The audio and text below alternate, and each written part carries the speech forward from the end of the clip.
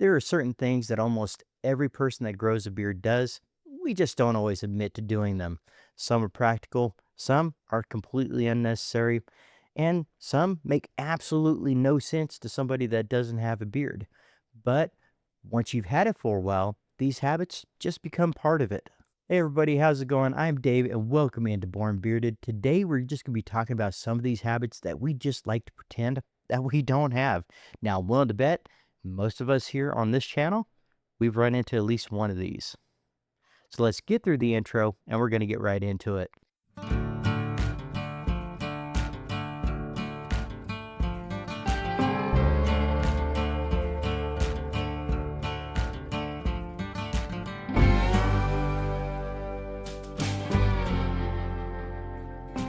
Let's start with an obvious one, checking your beard in every reflective surface that you walk past. Not necessarily a mirror, but it could be the side of your car, a department store window. It could be a dark screen. It could be a microwave if the lighting is right. You're not necessarily stopping to admire yourself. You're just checking, making sure something didn't shift, making sure one side isn't doing something strange, and especially making sure that mustache didn't develop a plan on its own. Now, a lot of the times with this reflection that we're looking in, it's not clear enough to do anything, but we still look. Then there's smelling your beard after putting products in. You put in the oil, the butter, and the balm, you work it through, and then all of a sudden, your beard starts moving closer to your nose. Maybe you pull the beard up. Maybe you turn your head a certain way. Maybe you're just really good at making it look like you're not doing anything, but you're checking the scent. And it isn't always just once. Now, we've probably already checked this scent in bottle. We've already probably had this scent in our hands and putting it through our beard so we know what the scent is. But now we need to see what it's like in beard. Now, a little bit later, we check it out again and see how it's developing. That's research, or at least that's what we're calling it. Another habit that a lot of us have is touching our beard while we're thinking. Now, may not even realize that it's happening, but you're watching something, you're having a conversation, or you're just trying to remember why you walked into the room. And then all of a sudden, your hand starts going to that beard. Sometimes you're stroking your beard a little bit, sometimes you're pulling at the ends lightly, and sometimes you're just holding on to it like somehow it's helping you process information. Does it actually help you think?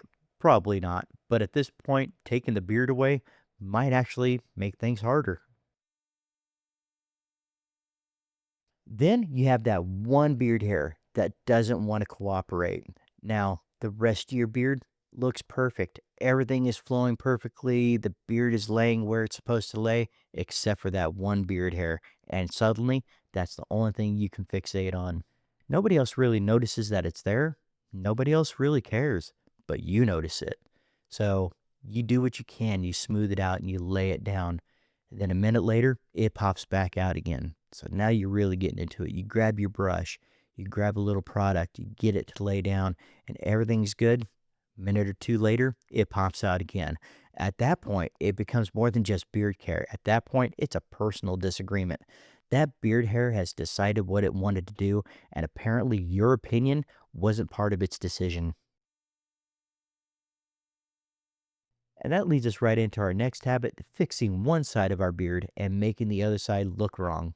Maybe one side looks fuller. Maybe one side is shaped a little differently. Then you start working on it. Then all of a sudden, the side that looked good, now all of a sudden it doesn't. So you go back to that side, and then the first side starts looking off again. Eventually, you're standing in the mirror wondering how one small adjustment turned into this full project. Sometimes your beard looked better before you started touching it, but once you start, sometimes it's hard to walk away. Then we get into beard product collection. Now, you already have products. Chances are you have more than enough. And there are possibility that you have some oils that you haven't even opened yet. But then you see a new scent release, and then all of a sudden your beer collection has a gap that only that this new scent will fill because you don't have that scent. You tell yourself it's different than anything else that you have. Maybe it's a seasonal item. Maybe the labeling looks amazing on this one. Whatever the reason, an order just got placed. And then all of a sudden, the beard oil comes in, and you're looking for a place on your shelf. You get it set up there, and you tell yourself you're done buying products, or at least until the next release. Another one that we probably don't talk about enough is wanting to reapply simply because we can't smell it anymore. Now, you put it in earlier. The oil is still working. Your beard doesn't feel dry, but you can't smell it anymore. Probably because your nose has already gotten used to the scent, but it's still there for everybody else. Everyone around you could probably still smell it. Meanwhile, you're considering adding more simply because you can't smell it. Now, that's how a light scented oil can actually turn into something that shows up in the room before you walk through the door. And remember, guys, sometimes the scent is still there. It's just that our nose stopped reporting it to us.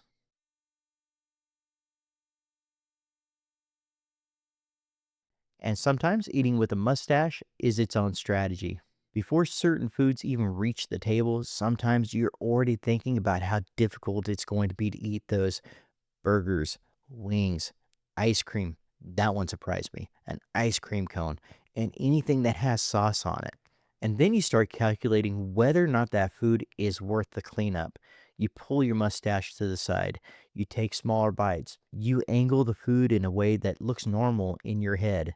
And no matter how careful you are, something still winds up in your mustache. Eventually, you start realizing, hey, I might have to have a little bit more meal preparation here and maybe even more napkins.